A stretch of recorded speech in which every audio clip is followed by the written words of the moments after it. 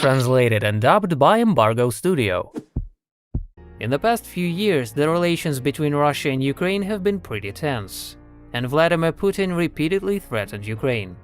And it all culminated in a so-called special operation that began on February 24, 2022. In this video, we will talk about why Putin hates Ukrainians so much. Special thanks to all of our sponsors. We would not be able to make videos without you. If you like what we do, please support us on Patreon, Boosty, or YouTube. You can find all the links in the description of this video.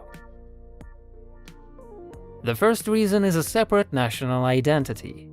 For a long time, Kremlin has been pushing a narrative that Ukrainian nation does not exist, and that Ukraine is populated by the same Russian people, with the same culture, history and language. Some even dismiss the Ukrainian language itself. Vladimir Putin shares this opinion, and has even published an article about it. There he speculated about Ukrainian history, merging it with Russia, and called Russians and Ukrainians one people. In actuality, after the dissolution of the Soviet Union, Ukraine began building its own national identity that detached Ukrainians from Russian culture and set its people on a different path. And in 2014 it reached a boiling point.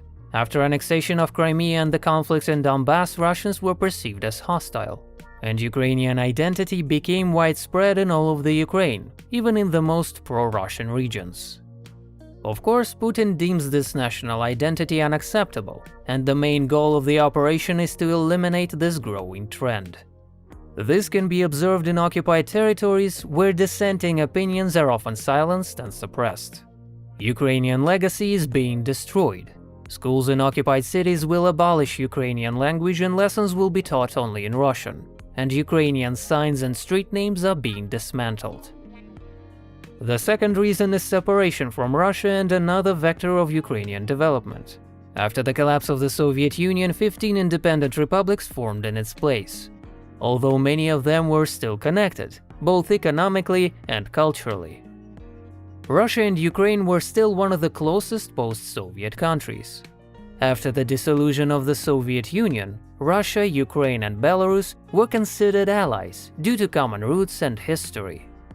However, like many other post-socialist countries in the early 2000s, Ukraine began shifting towards Western Europe with its liberal values.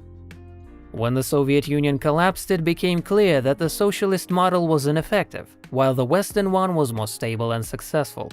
People realized that after the fall of the so-called Iron Curtain, when citizens of the post-Soviet countries were able to travel, and imported goods became available for purchase. That's why many of the ex-socialist countries started gravitating towards the West, and integrated into Western institutions like NATO and the EU. First Ukrainian attempts to join the West were made by Yushchenko, and even then the Kremlin's reaction was hostile. And after the Euromaidan revolution, it escalated to aggression through annexation of Crimea and the war on Donbass. The main issue here is that Russia, throughout its 30 years of independence, rejected pure pro-Western approach, but could not offer any lucrative ideological alternatives. Kremlin's rhetoric is pretty much stuck in the past, and has no consistent picture of the future. That's why Russia could not preserve its circle of influence even in the post-Soviet space. In the end, Putin decided to confront Ukraine openly, not being able to persuade Ukrainian people towards Russia, even though he had multiple opportunities to do so. The third reason is Ukraine's democratization. When the Soviet Union collapsed, many of its countries kept their authoritarian governments because they were used to it. This includes Russia, Belarus, Turkmenistan, Kazakhstan, etc. However, the Ukrainian society had an opposite idea. The Soviet regime became an anti-authoritarian vaccine, and shifts of power happened on an incredibly regular basis. 2000s were the years of fighting for power and protests in Ukraine, while Russia experienced the opposite and was building an authoritarian society. The differences between two sides became more and more obvious in 2010s and peaked in the beginning of 2022. The rise of a more successful neighboring government with same historical and cultural components was concerning, as it endangered Putin's regime. This was one of the main reasons for hostilities on Donbass, which was one of the most developed Ukrainian regions at the time. Putin genuinely believes, as many Soviet people do, that authoritarianism is a better form of government than democracy with alternation of power. This puts the conflict in a new perspective. These are just two opposing but neighboring systems, and Ukrainian people do not accept authoritarianism. The fourth reason is Ukraine's decommunization. Putin mentioned it in his announcement in February before commencing the special operation. He claimed that Lenin created Ukraine, but ungrateful Ukrainians are only tearing his monuments down. In the same announcement, Putin directly threatened Ukraine. The Soviet sentiment is a big part of Putin's worldview, as he called the collapse of the Soviet Union, quote, the biggest geopolitical catastrophe of the 20th century. Most of the times he mentions USSR, he does so in a positive and nostalgic tone. That's because Putin and his generation of Russian citizens love the USSR unconditionally. And so, anti-communist views were way more widespread in Ukraine than Russia. And after 2014, decommunization was in full swing across the country, mostly through renaming landmarks and tearing down monuments.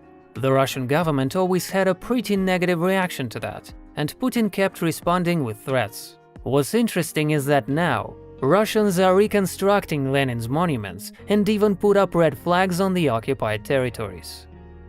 The fifth reason is that Ukraine opposes the recreation of the empire of old. Imperialist views are widespread in Kremlin, and Putin also supports this narrative. Upon coming to power, he decided to keep all the post-Soviet countries under Russian influence. But as we said before, he failed due to not having an appealing ideological concept.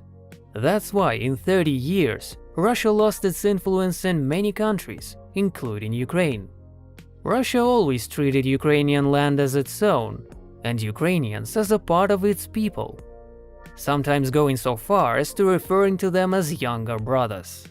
Because of this, Putin always thought of Ukraine as the ancestral lands for the Russian Empire and the Soviet Union. But Ukrainian people began openly opposing Russia and denying its influence. That was not tolerated by Putin, and he grew to hate Ukraine so much that he declared it an enemy. Russia failed to keep its influence in Ukraine peacefully. That's why the government chose the most destructive way, by starting an armed conflict. In summary, Putin's hate for Ukrainians is based on them not accepting his worldview and finding their own national identity. He cannot accept that Ukraine wants to separate from Russia, break away from its influence, and join the West. Many thanks to our sponsors. If you wish to support us on YouTube, Boosty, or Patreon, follow the links in the description.